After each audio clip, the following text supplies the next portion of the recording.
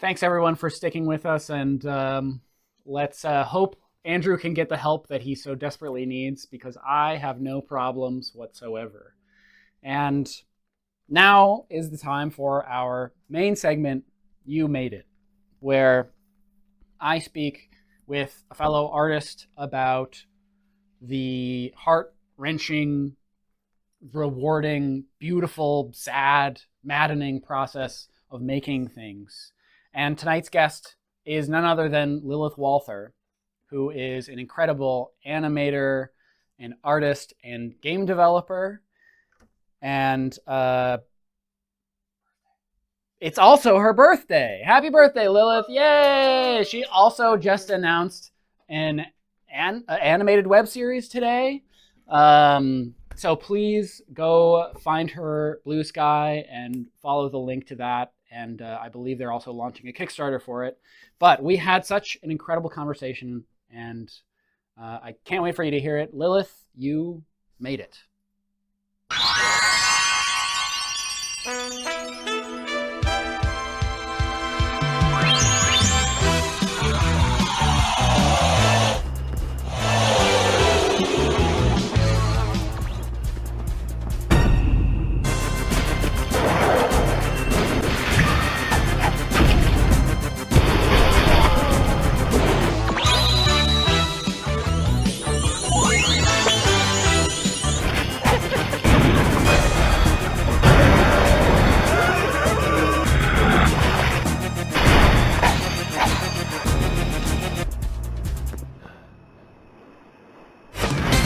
Nightmare cards.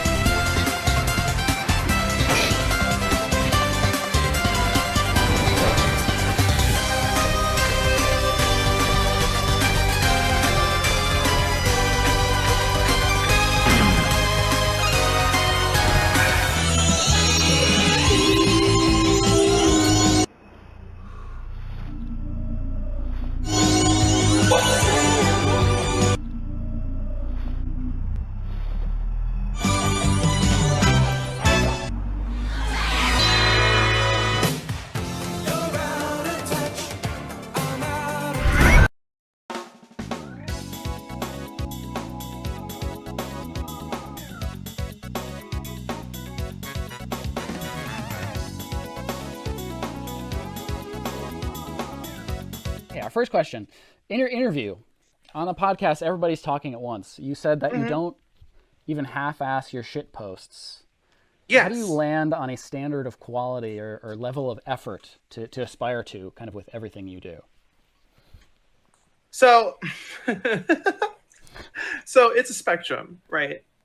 And like there is a delicate balance that you need to have between half-assing something and full-assing something. And in fact, you can go even beyond full-assing, and I think that's when it becomes dangerous, Yes. because that's just called being a perfectionist. I mean, when you're a perfectionist, nothing ever gets done. No. So it's a delicate balance. I love putting 100 into everything I do, even the smallest little thing. Yeah. But if you go too hard, then this thing that you are full assing will never get finished, and that's very important to Yeah. Yeah, I feel that kind of deep in my bones. put yourself on the spectrum. Exactly. it's really difficult, especially when through like the online lens of sharing something, especially sharing your art, even if it is a one day, like one-off post. I don't want to misrepresent myself or my skill, or you know you gotta Right. go You don't all know out.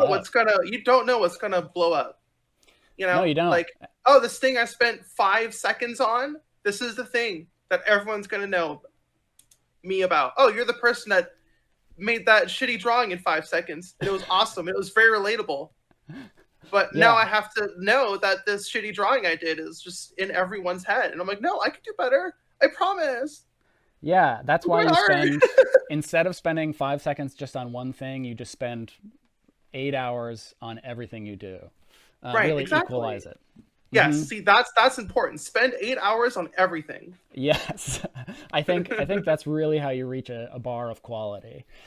Uh, Speaking of, what does quality mean to you when it comes to your work, whether that's animation, games, What or does your posts? quality mean to What me? Yeah, Hmm.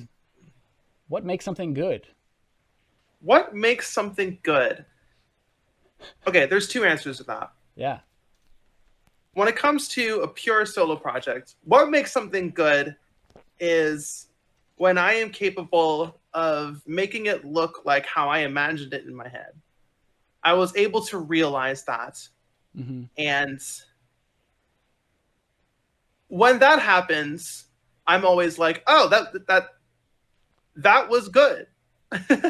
That was quality." Now, however, when I'm collaborating with people, it's a bit different because I feel like when I go into this has to look exactly like how I imagined it mode, Hmm. when I'm working with other people, it comes off as a little micromanagey. And I don't Yes. like that. And it's also restrictive creatively to the other people that I'm Hmm. working with.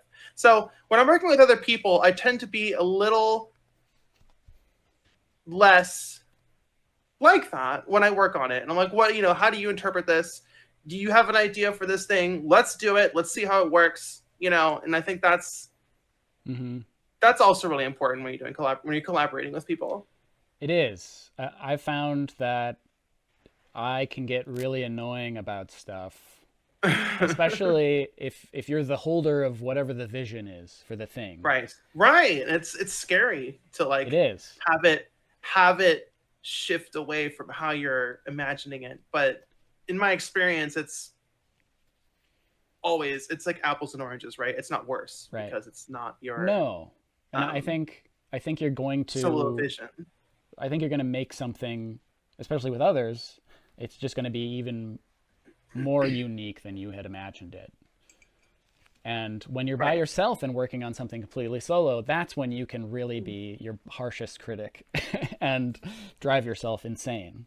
It's I don't know. I guess a net healthier for everyone if you're just Mm-hmm. torturing yourself. Um, yeah. So I think you come off as someone who is particularly passionate about all of the things that you're doing, whether that is game development or art or animation or even fashion. I think the way you present yourself is very artful as well. Thank you. And It's go ahead. I think I think that passion is so noticeable, and I think many artists are familiar with the sense of having a passion for something and that drive. And I've encountered people who have never really experienced that feeling, and it's so hard to describe. How would you describe like what artistic passion feels like to someone who has never encountered it? Yes, it is.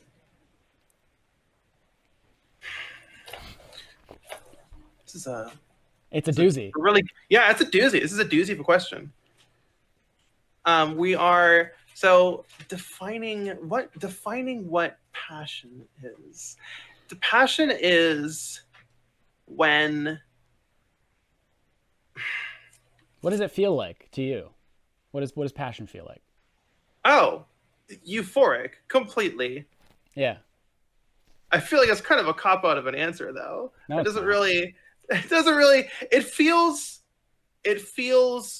very good. And when you are getting things done and you're striking things off the list, when it's like, oh, this project is almost done, like a big project, like years long, months long, um, and you're kind of like at the end, and there's a bunch of random things you haven't done yet. What I do is write all those things physically on a piece of paper so I can grab a pen and go when I finish it. and you're just striking things off, boom, boom, boom, boom, boom. It feels great, and just seeing it all come together, that last 5% that pushes Right. it from a 7 to a 10, Mm-hmm. Yeah, that feels great. that I think is like ultimate satisfaction, at Ultimate least satisfaction. is like getting the things done. But however, I'm curious, and I've asked one of our other guests this question, but like, what do you feel a grand sense of artistic satisfaction after you have completed a thing, or is it Oh more yeah, like time to it's go on it's to the the next thing? most it's the most it is the most satisfying I ever feel in my Yeah, life. yeah, That's and I guess my entire career is just me chasing that high. yes. And I think that is a great way to explain passion to other people, which is Hmm. I think artists are have like we get so close to feeling that satisfaction, and whenever we get a grasp of it, it's like, oh well, that's all I want to do with my life is to feel that again. Hmm. um Hmm. and so that is why, why we put ourselves through all of the process, which is also painful and It's easily tedious. exploitable, Yes, as well, which is very dangerous. That's another thing, is it is. you need to passion needs to be, I don't want to say weaponized, but it needs to be molded into a tool that you can pull out Yeah. and choose to use, um, Mm-hmm. and I choose to agree. not use. I think not learning to, I think when it is like 8 o'clock and you're just in the zone, and like you can tell, oh, I'm gonna be up until like 3 working on this. You need like the most difficult part is going, no, I'm going to bed and I'm going to get up tomorrow. It will still be there and I can still work on it. Yeah. That is, I think, learning to do that, I think, is a very important part when it comes to Yeah. learning how to use your passion, in a way that is healthy. Right. Especially when you are, I mean, it's your full-time thing. Right. And but I mean, it's also like the difference between skill and talent, where like talent and passion Hmm.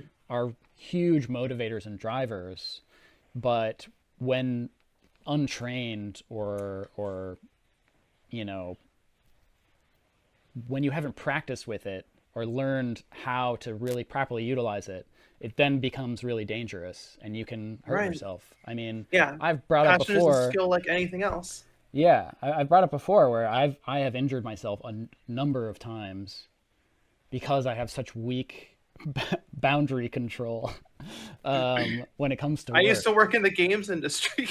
Yeah. Trust me, I get it. Yes. Yeah, I did a good solid 9 months at Activision Blizzard, and it felt like much longer than that. I Um, I always consider myself lucky that the worst thing that came out of me working in the game industry was a caffeine addiction. I'm glad that was it. I consider myself lucky. well, I think the best thing that happened to me was working on Call of Duty made me non-binary, That's which fascinating. yeah, when you play as first person, like a feminine character with painted nails, um, That'll do every it. yep, and I was like, oh, this is doing something actually. I Peop saw, quick aside on yeah. that topic. I remember seeing, I was already out at the time, but it was very early, and someone was making a first person game, where the character was like a young emo girl, and like the first person hands had like the stripy arm Oh boy. socks, and I was like, oh, that hits. If I wasn't out before, this might have done Yeah, it. that's what does it. I totally get that. I think people don't realize how many trans people work on Call of Duty just because they work at Activision Blizzard. Whether they are already out as trans or at the time, like me, realizing, oh, I think I am trans. Yeah. Speaking of long-term investment into something, you've spent about almost 10 years of your life looking or being immersed in Bloodborne in some way or form. That's right. And that is a really long time to dedicate yourself to one thing. Even if it has spawned multiple projects, which, you know, have become their own thing. They have their own life. But how your feelings towards Bloodborne specifically, like, evolved over time? I'm fucking sick of it. Not really, but like kind of. Yeah. Kind of. I get it. Let's be real here. I enjoy Bloodborne a lot. I've probably put 1,000 hours into Yharnam itself, staring at every path, every brick, every monster. I have that whole section memorized. Can navigate it in my head. Both versions, the Bloodborne PSX version, the Bloodborne PS4 version. You know, I spent like countless hours like reverse engineering the like skill curves and the leveling up systems and trying to cross-reference data from 3 different wikis because they all have something wrong at some spot. Yeah. You know, I love Bloodborne. Clearly, it has. Yeah. I came out in the middle of I came out as goth in the middle of working on Bloodborne PSX. That obviously is a very important game for me. But kind of like just having the same hairstyle for 10 years. It's just, I gotta move on. You know, it's time to grow and change and be a different person and appreciate new things. You know, after 10 years of being like, yeah, Bloodborne fan games, air quotes. You know, I'm excited to move on, make new art, make new things. Well, I think you have done an incredible job of honoring your love for Bloodborne, and even the things we love the most, we can get tired of. I'm really excited. Go ahead. Oh, I was gonna say, I'll even get, like, if I'm on a project for over a year, I'm like, oh, I yearn for freedom. Even if I'm so excited about the thing. Yeah. Well, you deserve something new. Do you feel like a certain amount of pressure from, like, your following, because you do have a sizable online following? Is there a pressure to, like, keep within that realm? There was, but not really anymore. Because I was like when the Cleric Beast, the Bloodborne PSX Cleric Beast video went super viral and got 1 million views. That was what, like, put me on the map, right? And I was the Bloodborne PSX girl. That's what I was. And I thought, oh, that's just going to be me for the rest of time.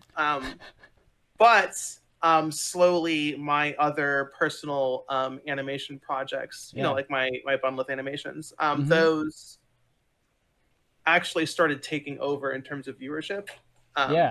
Which I'm really happy of, because that's an original thing that isn't an IP owned by Sony. So Isn't that so nice? I've been so that's nice that, like, I'm not just the Bloodborne girl anymore. So I mean, maybe you never were. Maybe I never was. Who knows? We may never know. We may never know. All right, we're going to take a short break. Yes, short break. We're going to take a short break, and then but we'll be right back. So, see you after the break.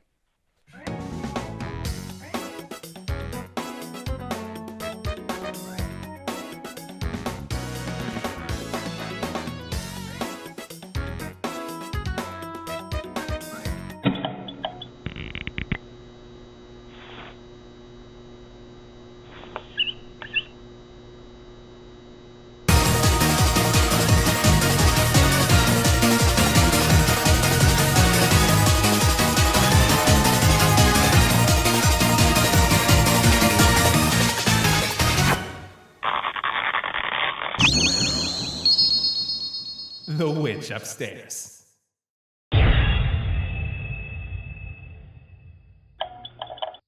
All right, and we're back with Lilith. Thank you for being here, by the way. It's been a lovely chat so far.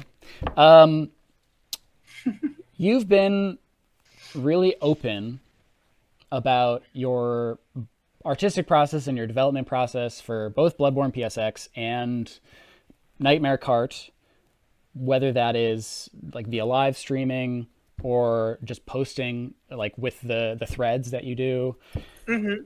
Does this affect the creative process that you've established for yourself, like either in a positive or a negative way?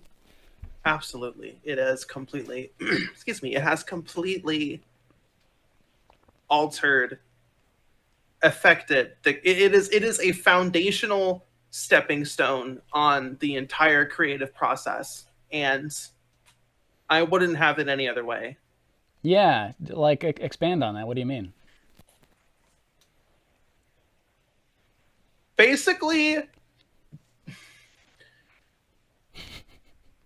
here we go. When you cancel a project that no one has seen, it's fine. Right. Now, when you cancel a project that, you see where I'm getting at with this now. When you cancel a project that you've been posting updates for, daily for like a year, that's a huge deal. And basically, that's an extreme example, but that affects the entire process. Right. It's I'm gonna try and do this without going off on a huge tangent. Basically it lights a fire under your ass. Yeah. So you have to follow through with everything, because when you post it, it's out there. People are aware of it, and people want it. They want it to see it. They want to play it, whatever it is. Oh, this mechanic is cool. This is cool. This crazy enemy design is cool. It needs to be in there. And that means I have to be. That makes me be very considered with what I'm making. I can't just be like, oh, wouldn't it be cool if this? I need to think about what I'm uploading a little bit more than just sitting down on my computer and fucking around for a couple hours, right? Because I have to make a post, and that will get views. Not a lot, but it's there, and people will see it. They'll leave comments. So it basically forces me to take it super seriously. Right. With all of the positives and negatives that statement implies. And I prefer it if I were to choose. Yeah. And it kind of gives yourself I don't know, it gives you a pressure, but it's a it's a good pressure. My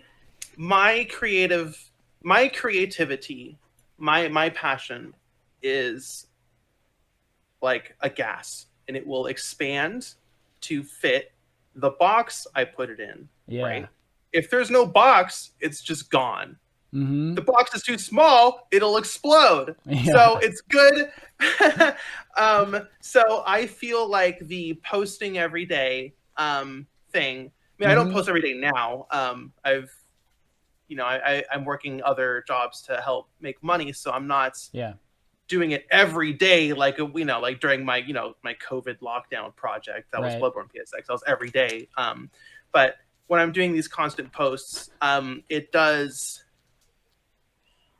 put me in a comfortably sized box. Yeah. That my creativity can expand and fill.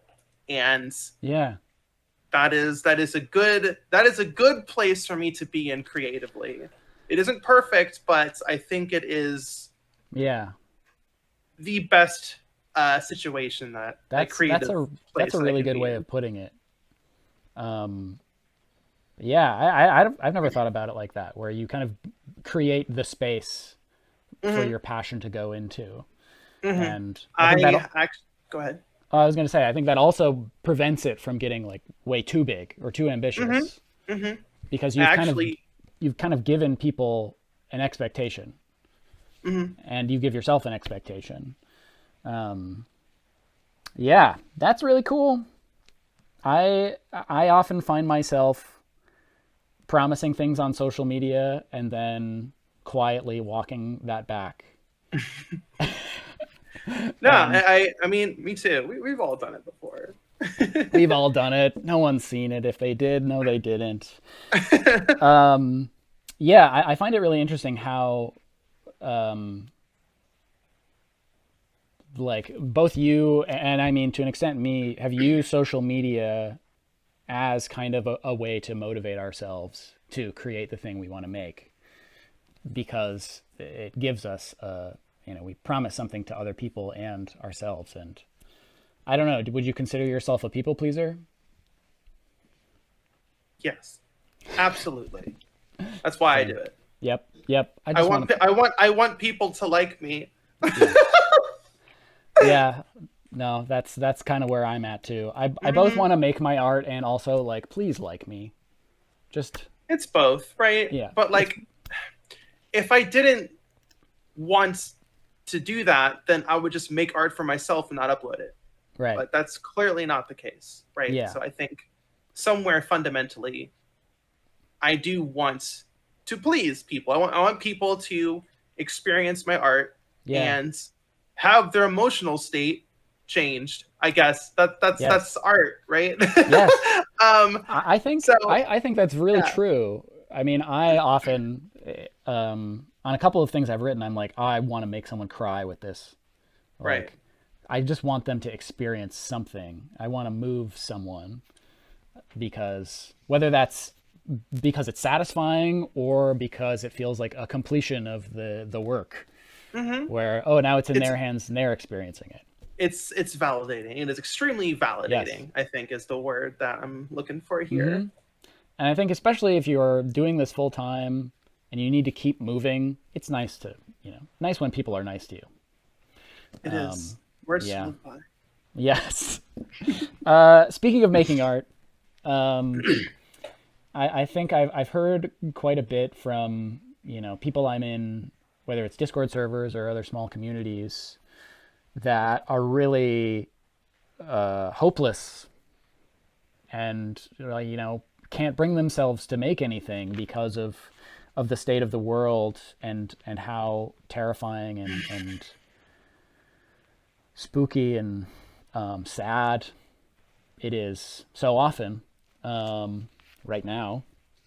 And the people asking, how can I still make art when all of this stuff is happening? Like, how do I bring myself to do it? And I always find advice from other artists who are still creating during the hard times really meaningful. So do you have would you have any advice for someone who does feel hopeless about making things? Yes, I do. Art is art. If you're feeling hopeless, I think the best way to instill hope into yourself and other people is to make art. Art Mm-hmm. can, I'm not going to pretend that like art will be able to fix everything. And by everything, I mean fascism, but Yes. art still has a place in this, and it is one of them. It does many things, but one of them, I think, one of the more important ones is instilling a sense of hope Yeah. into people. And that's something I want to do as well with my own art, Mm-hmm. you know. And yeah, I Yeah. think that's what my takeaway would be, is that like you're creating Yeah. art is what gives people hope, or can be. you know. Yeah, And I agree. I think it's easier to lean into the desire to not want to create. And I think the harder path is the more rewarding one, because if you're making art, I think during, I mean, truly horrendous events, then you can, I don't know, you reach out to other people. And I think that's also the point of it all, is connecting with others and like making people feel safe even when they are unsafe, and bringing people any amount of joy or mutual understanding is incredibly powerful. And yeah, like you said, most art isn't going to topple a regime, but I think art and culture outlast regime. it does. And it's a really good reflection of the people that will outlast the regime. Yeah. Right. Right. And I think, yeah, art and culture are people. That's really it, I think. And, you know, hundreds of years from now, they'll be talking about all this terrible shit that both the U.S. has done, and there's too many things to name. But also, there hopefully will be an incredible record of art that was made during that time, if the world still exists. And if it doesn't, history We'll see. matters. Yeah, well, I don't think just having a record of something makes it important. But just the act of creating, I think, is pretty radical. Yeah. I 100% agree. So I think that can lead us kind of into our very last question, which is, do you remember when you first realized you had some sort of artistic drive? Or like, where did it come from? Was there like an inciting incident for you, or a piece of media, or something you saw, or some person? My earliest memory would be, yeah, it would be The Legend of Zelda: Ocarina of Time. That's what it was. I remember tracing. We had the strategy guide, the cheat book. We call them cheat books. Yeah. And strategy guide, and we would just trace the art right in the book. We put a thin piece of paper, put a lamp underneath. Got hot, probably not safe, whatever, and then we traced it, and me and my siblings, and I think that's where it started. Yeah. I think outside of like arts and crafts and like preschool or whatever, I think this was like one of the first times I started like drawing on my own, and like, you know, then I would like make my own characters, right, and all that stuff, and wrote fanfic. It was cringe, you know. Yeah. It's in a binder somewhere, but we need to be cringe. I think cringe is absolutely. I think cringe is a way for, I don't know. It is a way to convince people not to make stuff and to work on things. And no, absolutely. Nothing good is ever made immediately. You have to be bad. You have to be cringe.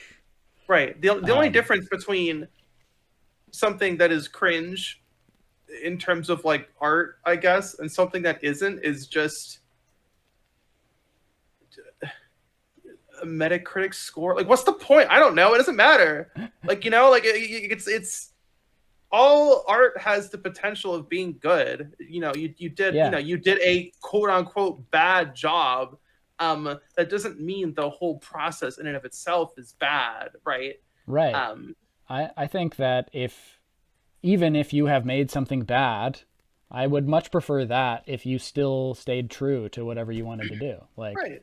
Exactly. I think that is still much more valuable than making something that, I don't know, has no soul.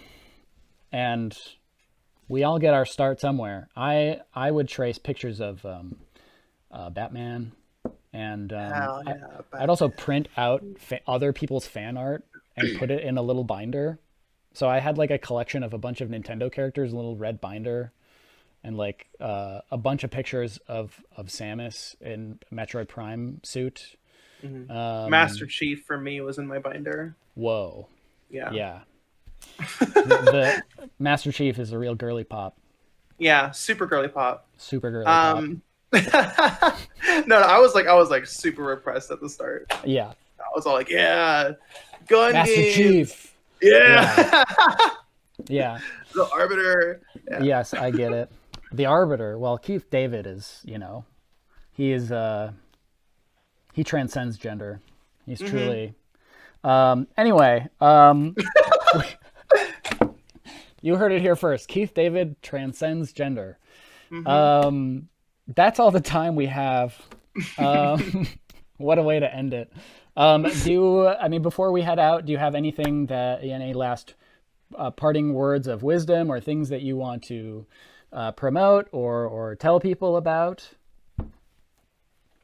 Yes, I have parting words. Oh, yes, I have parting words. I'm pulling this out on top of my head. Lay it out. I'm looking at you directly right now, viewer. That project you want to start, just start it. Don't wait for the right time. Just get it.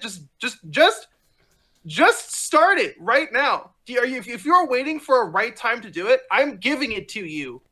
Just do it. Just start your project. Doesn't matter if you think it might turn out bad. That's fine. The beauty of a career is that you can make multiple things that get better over time.